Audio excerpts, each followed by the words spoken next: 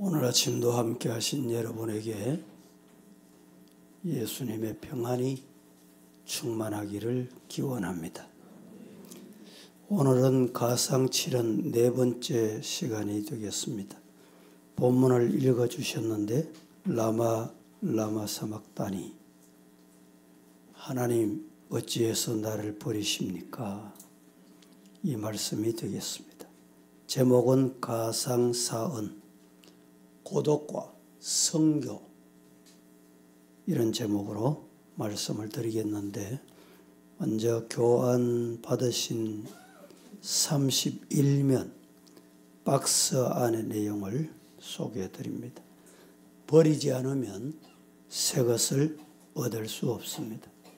아브라함처럼 떠나야 새로운 세계가 열리게 됩니다. 옛것을 버려야 새 사람이 될 수 있지만 그리스도 안에서 그러해야 합니다. 나의 하나님, 어찌하여 나를 버리셨나이까? 하나님께 버림받은 고통으로 부러지는 절규처럼 보이지만은 결국은 우리 인생을 위한 예수님의 자발적인 선택이었습니다. 십자가의 형벌은 당시에는 가장 잔인한 형벌이었지만은 예수님께서 이 십자가를 지신 이후에 사랑과 은총의 상징이 바로 십자가가 된 것입니다. 신라곤 이후 모든 인생은 나그네의 삶을 살아가고 있습니다. 주님께서는 고향을 잃어버린 인류에게 본향을 향하는 길을 열어주셨습니다.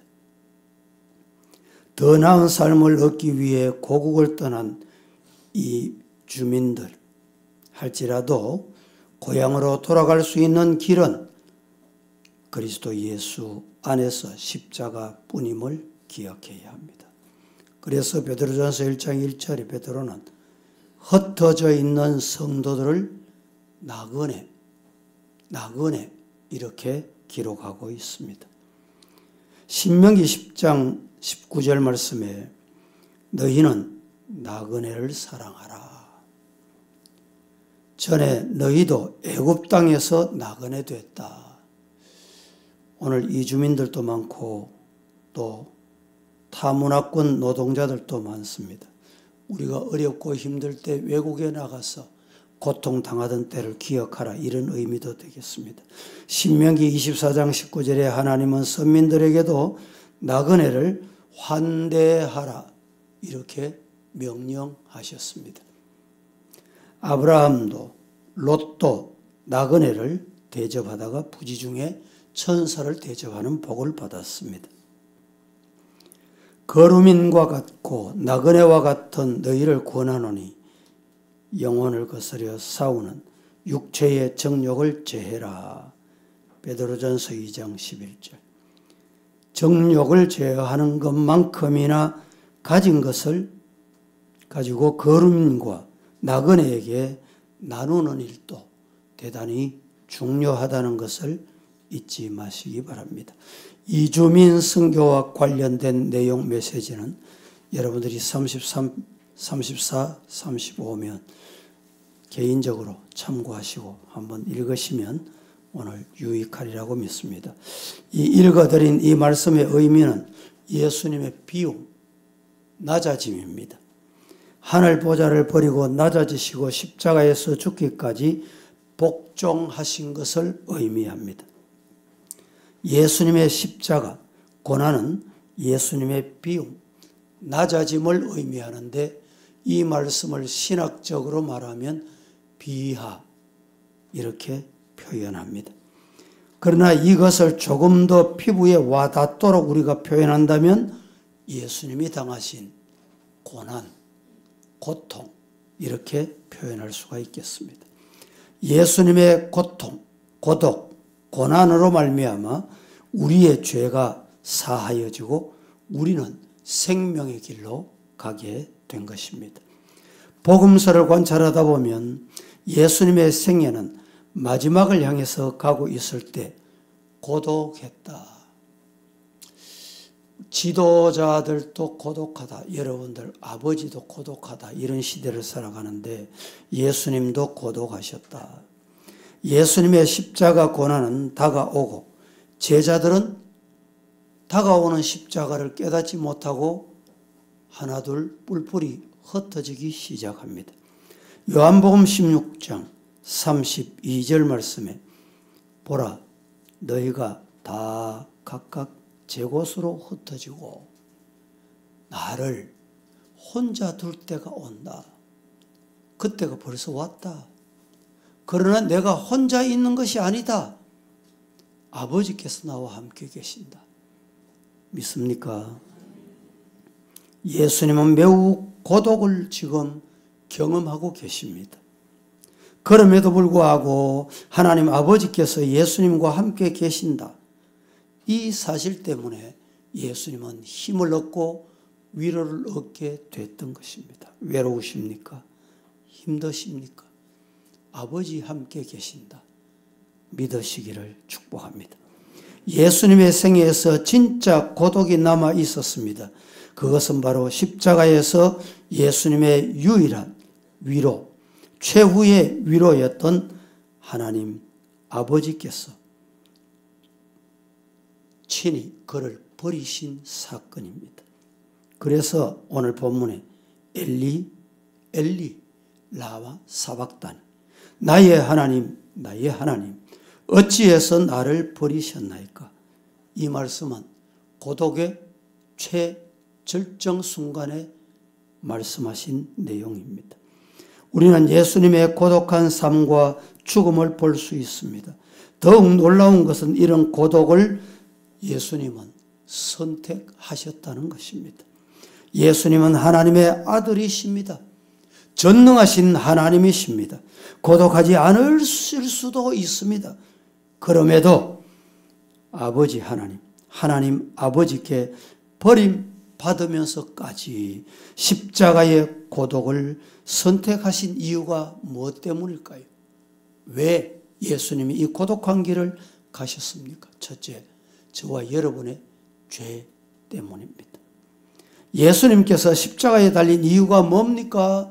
왜 십자가의 이 고독한 길을 선택하셨습니까? 죄인된 우리 때문입니다. 이사야 53장 6절 말씀에 이렇게 말합니다. 우리는 다 양 같아서 그릇 행하여 각기 제 길로 갔거늘 여호와께서는 우리 모두의 죄악을 그에게 담당시키셨다. 스펄전 목사님은 그것은 예수님께서 죄인이 되신 것을 의미한다. 죄 없으신 분이 죄인이 돼서 죄인이 당해야 할 십자가, 고통, 홀로 다 짊어지셨다는 말입니다. 고린도후서 5장 21절 시작. 하나님이 죄를 알지도 못하신 이를 우리를 대신하여 죄로 삼으신 것은 우리로 하여금 그 안에서 하나님의 의가 되게 하려 하심이라. 그렇습니다. 스펄전 목사님 말씀대로 예수님이 죄인 되셨다는 것입니다. 하나님이 죄를 알지도 못하신 이를 우리를 나를 대신하여 죄를 삼으신 것은 우리로 하여금 그 안에서 하나님의 의가 되게 하시기 위해서이다. 하나님은 죄를 멀리하시고 죄를 가장 싫어하십니다. 죄를 보지 못하시고 반드시 심판하시는 아버지 하나님이십니다. 그런 하나님께서 예수님께 그 무서운 죄를 홀로 담당케 하시고 예수님을 죄인으로 삼으신 것입니다. 그래서 예수님께서는 하나님 아버지께 버림받게 된 것입니다. 하박국 1장 13절 말씀에 이렇게 말합니다. 같이 시작. 주께서는 눈이 정결하심으로 악을 참아 보지 못하시며 패역을 참아 보지 못하시거늘 어찌하여 거짓된 자들을 방관하시며 악인이 자기보다 의로운 사람을 삼키는데도 잠잠하시나이까. 예수님께서 십자가에 달리시는 그 순간에 우리의 죄가 예수님에게 짊어져 있다는 것을 우리는 이 시간도 잊지 마시고 그 은혜, 그 사랑에 젖어 남은 생에 주님께 드릴 수 있기를 예수님 이름으로 축복합니다. 우리의 죄가 예수님에게 짊어져 있다는 사실 꿈에도 잊지 않고 사십시다. 상상할 수 없는 모든 죄악, 우리가 삶의 장에서, 역사의 장에서 목격할 수 있는 모든 죄악들, 잔인한 사람들에게서 볼 수 있는 모든 죄악이 그 십자가에 달려 있었다는 것입니다. 살인죄, 음해, 음란, 거짓, 불의, 미움, 도덕, 그 모든 죄가 예수님에게 지워서 십자가에 매달아 죽게 한 것입니다. 이렇게 예수님께서 십자가에 달린 그 순간에 영원전부터 단 한 번도 교제가 끊기지 않았던 하나님 아버지께서 아들을 향해서 고개를 돌리신 것입니다. 바로 그 순간 예수님의 입에서 피 맺힌 절규를 토해내게 됐던 것입니다. 무엇이라고? 엘리, 엘리 라마 사박다니. 나의 하나님, 나의 하나님, 어찌하여 나를 버리셨나이까? 예수님이 왜 이렇게 거절과 버림을 경험하시고 십자가에서 피 흘려 죽으셔야 했습니까? 그 대답은 하나밖에 없습니다. 나의 죄 때문입니다.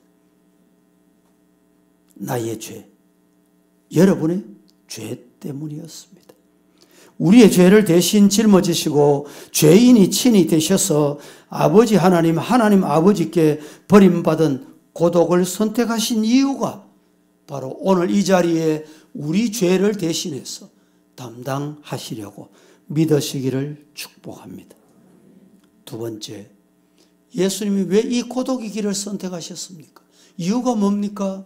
죄인된 우리를 살리시고 하나님의 나라 영생의 백성 삼으시려고 예수님께서 십자가에서 3시간에 걸친 그 무서운 어둠과 고통을 견뎌내시고 최후의 핏방울 골고다 언덕에 떨구시던 바로 그 순간 우리의 죄, 사기 다 남김없이 지불된 것입니다. 누구에게 지불된 것입니까? 하나님 아버지께 지불된 것입니다. 예수님의 피 흘려 죽으심으로 말미암아 우리의 죄의 삭시 지불된 그 순간에 따라하십시다. 우리는 구원받았다. 언제 구원받았습니까? 여러분, 구원파는 당신이 언제 구원받았냐고. 날짜 기억하냐? 여러분, 예수님을 믿는 그 순간, 예수님이 그 피 흘리는 그 순간 우리는 구원받았다. 믿으시기를 축복합니다. 나의 하나님, 나의 하나님, 어찌하여 나를 버리십니까? 이 말은 예수님의 피 맺힌 절규였지만 소망 없는 절규가 아니었습니다. 왜냐하면 예수님은 여전히 하나님 아버지를 나의 하나님으로 부르고 계셨기 때문입니다. 예수님을 십자가에서 버리신 하나님, 이 또 구원의 하나님이신 것을 예수님은 아셨던 것입니다.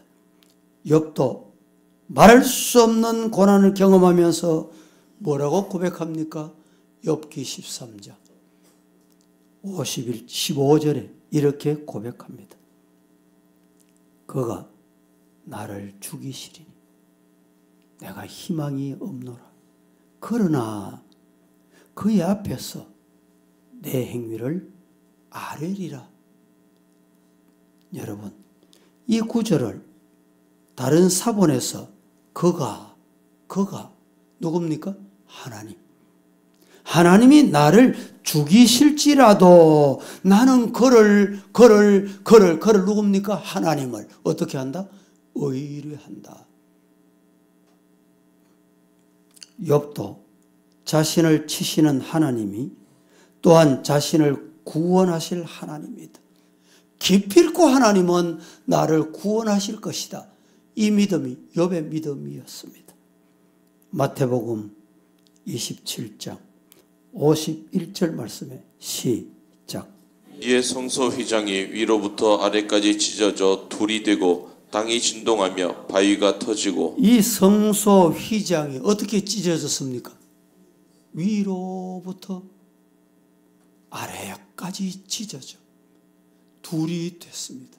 사람이 찢었다면 어디서부터? 밑에서부터 찢어졌을 것이 분명합니다. 위에서부터 아래로 찢어졌다는 것은 하나님이 하셨다는 말씀입니다. 하나님께서 예수님의 고독, 예수님의 죽음, 예수님의 피를 보시고 우리에게 하나님께 나갈 수 있는 생명의 길, 구원의 길을 여셨다. 할렐루야. 죄인은 누구라도 하나님 앞에 설 수 없고 하나님께 나갈 수 없습니다. 그러나 예수님께서 우리의 죄를, 여러분의 죄를, 나의 죄를 지시고 온 세상의 죄를 지시고 보혈을 흘리시고 하나님 앞에 버림받으심으로 우리가 하나님께 나아가는 구원의 길이 활짝 열렸고 우리가 하나님 앞에 의롭다 하심을 얻게 된 것 믿는 이 아침이 되기를 예수님 이름으로 축복합니다. 말씀을 맺습니다. 예수님의 십자가의 고독을 묵상하는 오늘 아침입니다. 예수님이 고독으로 말미암아 우리의 죄가 사해졌습니다. 우리가 예수님의 그 피하로 구원받았습니다. 고난당하여 고독할 때 나의 죄를 대신 지신 십자가에서 죽으신 예수님을 바라보는 신령한 눈이 열리기를 예수님 이름으로 축복합니다. 하나님은 나를 치시고 징계하시지만 또 나를 구원하시는 하나님 아버지이십니다. 그 하나님을 바라보고 우리 구주 예수님을 바라보면서 세상의 고독과 슬픔과 아픔과 찾아오는 핍박과 고통, 시험을 이겨내시고 십자가 복음을 땅끝까지 전하는 전도인의 사명, 성도의 본분, 세계적인 선교, 이 사명 감당하는 우리 교회 성도 다 되시기를 예수님 이름으로 축복합니다. 오늘도 함께 찬송 드리면서 기도하겠습니다. 542장